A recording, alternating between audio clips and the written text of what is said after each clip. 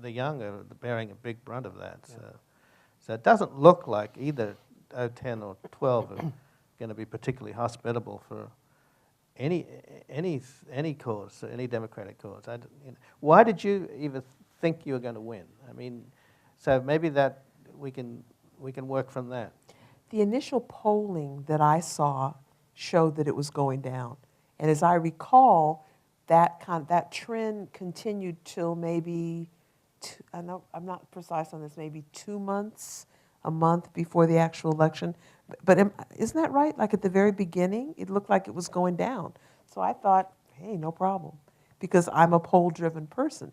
But what happened towards the end is things started shifting and tons of money came in. And money really does win the day. And the outsiders just poured in a ton of money.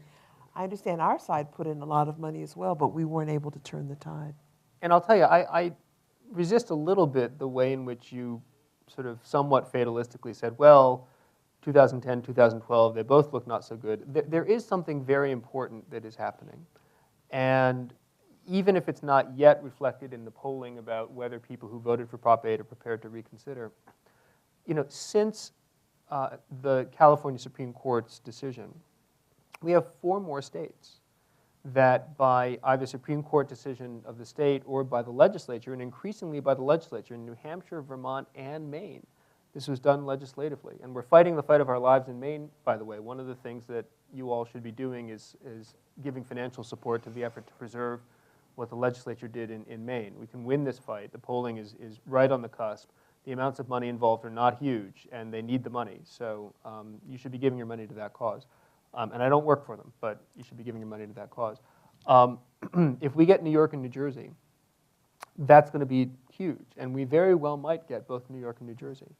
I think that there comes a collective sense that the tides of history are turning.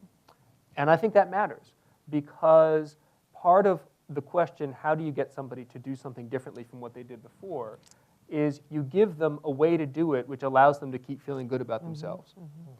And trying to tell people, you did this terrible thing to us 2 years or 4 years ago, but now you can undo it, that's not necessarily a great message, because if you have to get people to sort of own up to doing a terrible thing, that's a lot to ask of somebody.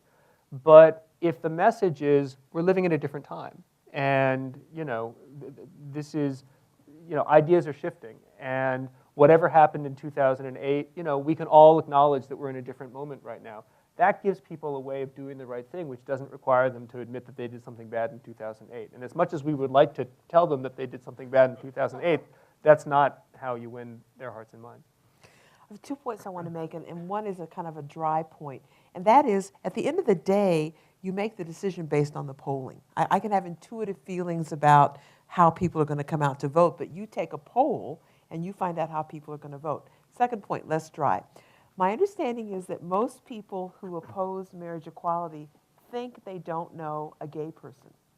And I think they don't know. I think that's an important point. And one of the critiques I heard of the anti-Prop 8 campaign was that the faces of married couples of same sex were not out there. I think it's important to do ground softening between now and whenever this goes on the ballot,